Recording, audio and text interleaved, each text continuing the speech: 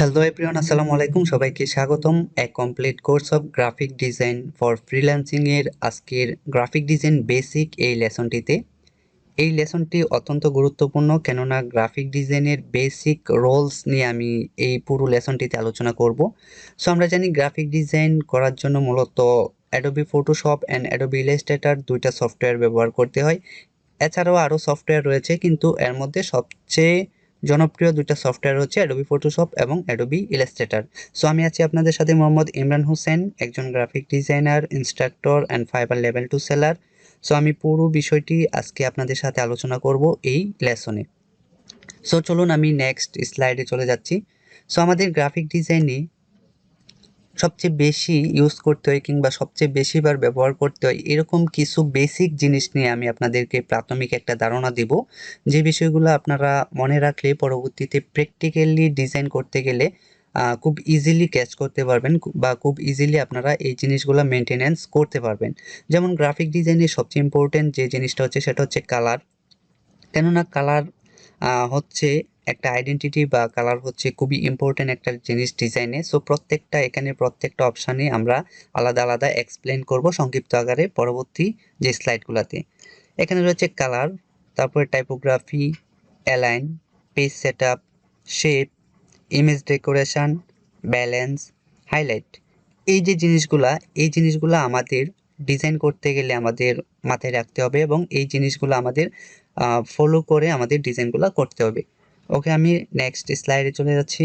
প্রথমে হচ্ছে colour. Colour হচ্ছে একটা ডিজাইনের আমি প্রাণ বলতে পারি, কেননা একটা কালারের মাধ্যমে একটা ডিজাইন বা একটা কোম্পানির আইডেন্টিটি ফুটে ওঠে। প্রত্যেকটা ডিজাইনেরই কোনো না কোনো স্পেসিফিক কালার ব্যবহার করা হয় এবং প্রত্যেকটি কালারই কোনো মিনিং রয়েছে, আর এই মিনিং অনুযায়ী আমরা আমাদের ডিজাইনগুলা করব। সো কালার নিয়ে আমার একটা আলাদা লেসন রয়েছে বিস্তারিত, যে কালার ডিজাইনে কোন কালার ব্যবহার করব, কোনটার জন্য কি কালার ইউজ করব। সো কালারটা আমাদের মাথায় রাখতে হবে, কালার অত্যন্ত গুরুত্বপূর্ণ একটা জিনিস আমাদের ডিজাইনে। তারপরে হচ্ছে পেজ সেটআপ। আমরা প্রত্যেকটা ডিজাইন স্পেসিফিক কোনো একটা আর্টবোর্ড বা ডকুমেন্টে করি। যেই আর্টবোর্ড বা ডকুমেন্টের সেটআপটা অনেক গুরুত্বপূর্ণ, কেননা আমরা যেহেতু প্রিন্ট আইটেম নিয়ে কাজ করব। সো প্রিন্ট করার পর আমাদের প্রত্যেকটা ডিজাইন কাটিং করতে হবে, কাটতে হবে স্পেসিফিক একটা সাইজের পেপারের মধ্যে। সেজন্য আমাদের পেজ সেট আপ করে আমাদের ডিজাইন করতে হবে। আমরা এই স্লাইডের ইমেজটাতে যেটা দেখতেছি, যে পেজের এক কর্নার থেকে এই কর্নার পর্যন্ত একদম টেক্সট দিয়ে ভরে ফেলেছি, যেটা আদৌ উচিত নয়। আমরা যদি এক্সাম হলে পরীক্ষার খাতার মধ্যে লিখতে যাই, লেখার সময় আমরা কি করি, এরকম রোল করি ডান পাশে এবং উপরে রোল করে একটা সেফ জোন, নির্দিষ্ট একটা নিরাপদ অঞ্চল বা নিরাপদ স্থান থেকে আমরা লেখা স্টার্ট করি, যেন আমাদের যে লেখাগুলা আই ক্যাচি হয়। যেমন আমরা পরবর্তী যে স্লাইডটাতে আমরা দেখতেছি, এরকম ডানে বামে উপরে নিচে আমরা স্পেসিফিক একটু স্পেস রেখে আমরা পুরো যে পেজটা আমরা ইউজ করেছি। সো আমাদেরও পেজ সেটআপটা অনেক ইম্পর্টেন্ট। আমরা যখন ডিজাইন করব এরকম একটা নির্দিষ্ট যে সেফ জোনের ভিতরে আমাদের প্রত্যেকটা কন্টেন্ট আমাদের রাখতে হবে। সেজন্য আমাদের ডিজাইন করার সময় পেজ সেটআপের দিকে আমাদের নজর দিতে হবে। তারপরে যেটা আছে সেটা হচ্ছে অ্যালাইনমেন্ট। অত্যন্ত গুরুত্বপূর্ণ একটা বিষয় অ্যালাইনমেন্ট। যেমন আমি ডান পাশের যে অ্যালাইন রয়েছে, এখানে লেখাগুলা একটা ডানে একটা বামে একটা উপরে একটা নিচে এলোমেলোভাবে ডেকোরেশন করা, রাইট।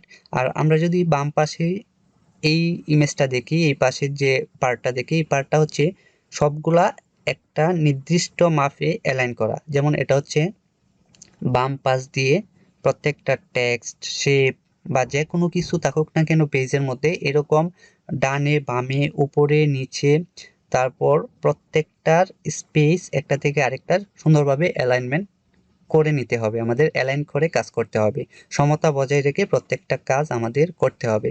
এটার মতো এলোমেলোভাবে কোনো কন্টেন্ট সাজানো যাবে না, প্রত্যেকটা কন্টেন্ট প্রফেশনালি আমাদের সাজাতে হবে। ওকে, আমরা নেক্সট স্লাইডে যদি চলে যাই, সেটা হচ্ছে ইমেজ ডেকোরেশন।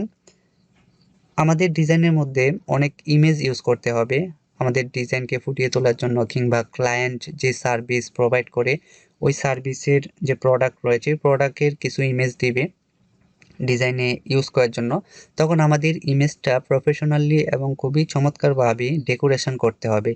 যেমন আমি ডান পাশে 3টা ইমেজ রয়েছে, ছোট বড় এরকম 3টা ইমেজ যদি ক্লায়েন্ট প্রোভাইড করে, তখন একটা আমার ফ্রেমের মধ্যে ইমেজগুলো বসিয়ে সুন্দরভাবে 3টা ইমেজকে স্পেসিফিক একটা স্পেসের মধ্যে সাজাতে হবে।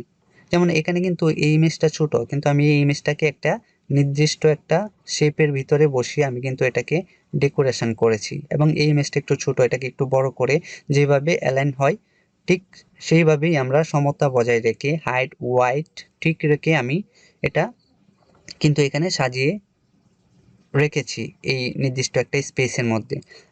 আমাদের এই ইমেজগুলা ডেকোরেশন করতে গিয়ে মাথায় রাখতে হবে কোনো ইমেজ যেন চ্যাপ্টা না হয়। যেমন এই কর্নারে আমি একটা ইমেজ রেখেছি, এটা এই সেম ইমেজটা কিন্তু এখানে চ্যাপ্টা হয়ে গেছে, যেটা কখনো চ্যাপ্টা করা যাবে না।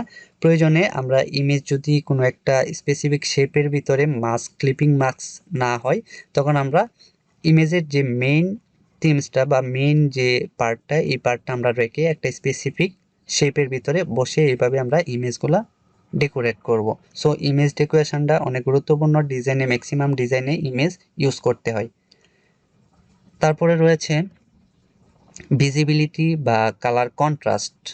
আরেকটা গুরুত্বপূর্ণ বিষয়, আমরা যখন ডিজাইন করব অনেকেই নতুন অবস্থায় ডিজাইনের কালার আমরা ব্যালেন্স ঠিক রাখতে পারি না। যেমন এখানে মাথায় রাখবেন যে হোয়াইট এই লাইট কালারের সাথে ডার্ক কালার, ডার্ক কালারের সাথে লাইট কালার, এই দুটার কম্বিনেশন করতে হবে।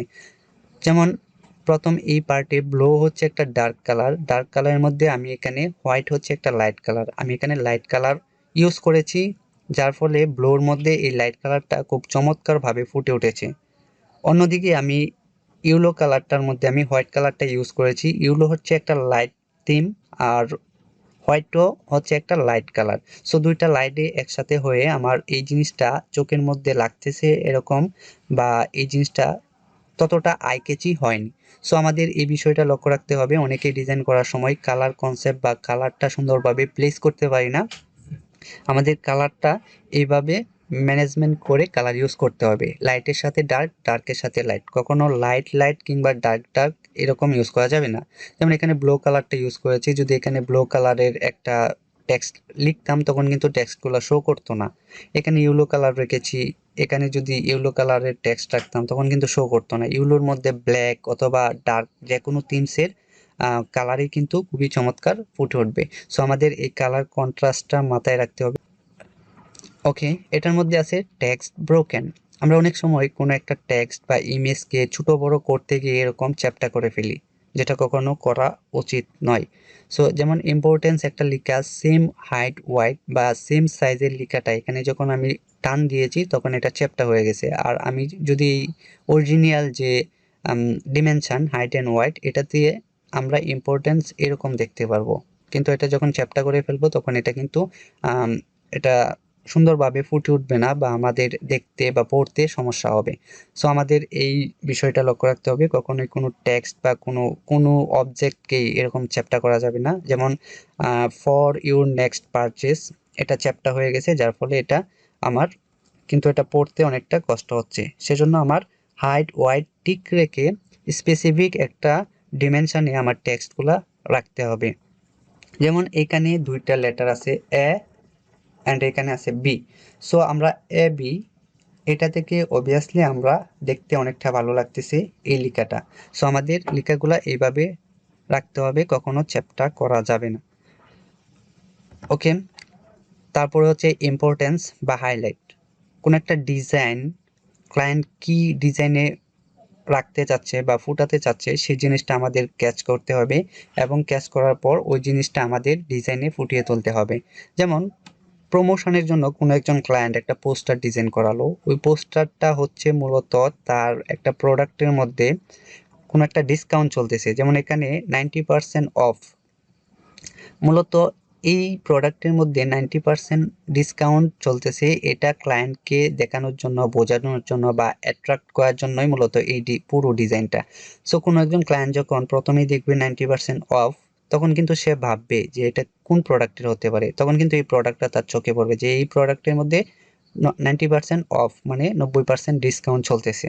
তারপর কিন্তু সে যদি এই প্রোডাক্টটা ভালো লাগে, তখন পরবর্তী যে তার প্রয়োজনীয় সেটা কিন্তু সে এই পোস্টার থেকে খুঁজে নেবে যে এটা কোন দোকানের হতে পারে বা কোন ব্র্যান্ডের হতে পারে বা এই ডিসকাউন্টটা নেওয়ার জন্য আমার কি করতে হবে। এই জিনিসটা কিন্তু আমার মাথায় অটোমেটিকলি চলে আসবে যখন আমি প্রথমে এই ডিসকাউন্টটা দেখব। তারপরে পরবর্তী যে পার্টগুলা বা পরবর্তী যে কন্টেন্টগুলো, এগুলো যদি ছোট রাখি তাহলে আর আমার কোনো সমস্যা নাই, ক্লায়েন্ট ওইটা তার নিজের থেকেই খুঁজে বের করে নেবে, কেননা তার এটা প্রয়োজন এবং আমি এটা এখানে ফুটিয়ে তুলেছি। পাশাপাশি আমি এখানে একটা এক্সাম্পল রেখেছি, এটাতে কোনো কিছুই হাইলাইট করা হয়নি বা এখানে কোনো কিছুই বোঝা যাচ্ছে না আসলে পোস্টারটা কিসের জন্য, এখানে ফ্ল্যাট ভাবে সমানভাবে এখানে লিখে রাখা হয়েছে। সেজন্য আমরা আমাদের ক্লায়েন্টের যে কোনো পোস্টার বা লিফলেট বা ব্রোশিওর করি না কেন, আমাদের যে মেইন থিমস বা ক্লায়েন্টের যে মেইন জিনিসটা ওইটা আমাদের ডিজাইনে ফুটিয়ে তুলতে হবে। ওকে, সো নেক্সট, এটাও আরেকটা গুরুত্বপূর্ণ বিষয়, আমরা আমাদের ডিজাইনে ফন্ট সিলেকশনটা আমাদের খুবই সতর্কতার সাথে ফন্ট সিলেক্ট করতে হবে, কেননা প্রত্যেকটা ফন্ট বা লিখার যে স্টাইল, ফন্ট হচ্ছে মূলত লিখার স্টাইল, প্রত্যেকটা লিখার স্টাইলেরই এক একটা মিনিংস আছে, এক একটা ডিজাইনে এক এক রকমের ফন্ট ইউজ করা হয়। যেমন এখানে ফন্ট সিলেকশনে আমি প্রথমে রেগুলার রাইটিং ফন্ট, এগুলা প্যারাগ্রাফ বা রেগুলার টাইপের ফন্টের জন্য এই ফন্টটা ইউজ করে, এটা হচ্ছে একটা ফন্ট স্টাইল, এটার একটা নাম রয়েছে। তারপর চকোলেট, এটা একটা ফন্ট স্টাইল, এটারও এই ফন্টটারও একটা নাম রয়েছে, যেগুলো আমরা গুগলে সার্চ করলে এরকম বিভিন্ন ধরনের ফন্ট আমরা পেয়ে যাব। যেমন কোনো ফুড আইটেমে ইউজ করার জন্য বা চকলেট আইটেমে বা চকলেট প্যাকেজে আমরা দেখি যে এই টাইপের ফন্ট ইউজ করা হয়, যেটা দেখলে আমরা ইজিলি ধরতে পারি এটা হচ্ছে কোনো চকলেট বা ফুড আইটেমের জন্য কোনো একটা ফন্ট। তারপর হচ্ছে সিগনেচার অর হ্যান্ডরাইটিং, এটা হচ্ছে মূলত সিগনেচার সিগনেচার করার জন্য বা সিগনেচার দেওয়ার জন্য এই টাইপের ফন্ট ইউজ করতে হয়।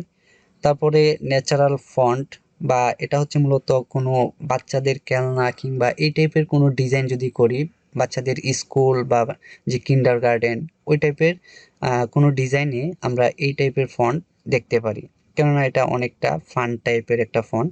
তারপরে আমরা যদি মুভি পোস্টারের কথা চিন্তা করি, এরকম পোস্টার করলে এরকম হার্ড টাইপের বোল্ড টাইপের এরকম ফন্ট ইউজ করা হয় মুভি পোস্টার। তারপরে ও ক্লক ডিজিট, এই যে এই একটা ফন্ট স্টাইল, যেগুলো আমরা ওল্ড টাইপের যে ও ক্লকগুলো আছে ও ক্লকগুলোতে আমরা এরকম ফন্ট দেখতে পারি।